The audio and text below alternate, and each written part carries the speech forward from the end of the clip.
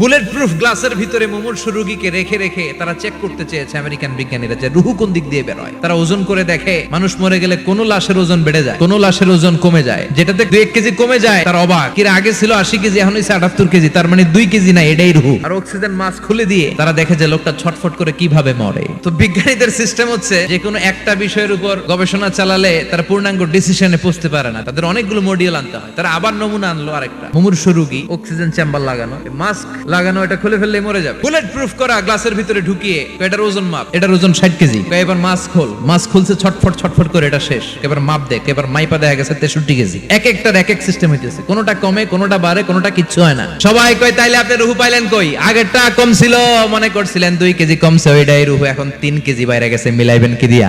আল্লাহ ডেকে বলে, গোলাম কিয়ামত পর্যন্ত একটার পর একটা গবেষণা করতে পারবি, মাগার রুহু খুঁজে পাবি না। চিল্লায় বলেন ঠিক কিনা?